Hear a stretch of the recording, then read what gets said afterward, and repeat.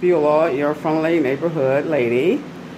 It's been a while. Like everyone else, I've been dealing with the shutdown of the COVID-19 and trying to adjust my mind and so forth to that. But I always wanted to get back with you and pick up where I left off on the 40 acres and a mule topic.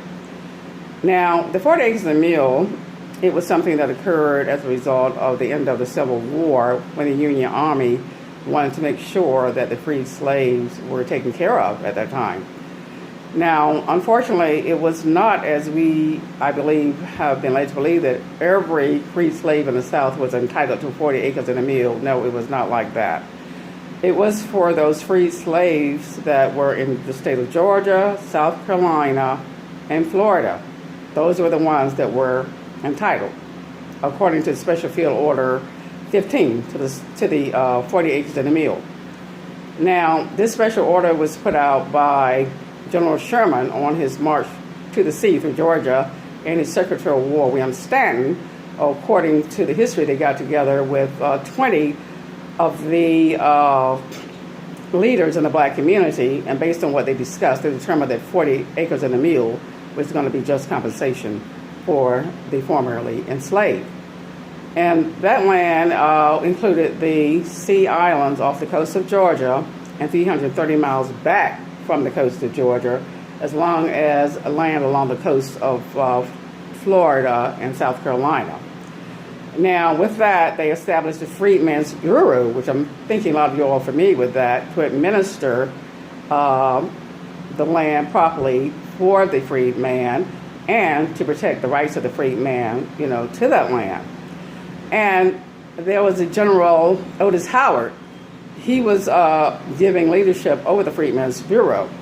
Now, as I understand, Otis Howard, he's a very religious and very concerned man about the freed slave. So he worked as hard and fast as he could to make sure that these freed slaves had the land. And by May of 1865, 10,000 free slaves were settled on 400,000 acres of land. Can you imagine 10,000 black people, freed men, settled on 400,000 of land in the South? Unfortunately, things did take a negative turn.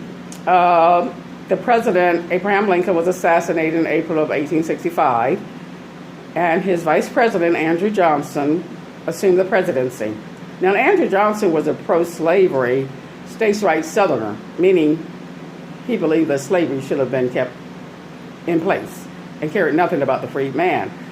So he had been talking with these Confederates, and he offered them clemency and returned that land to them.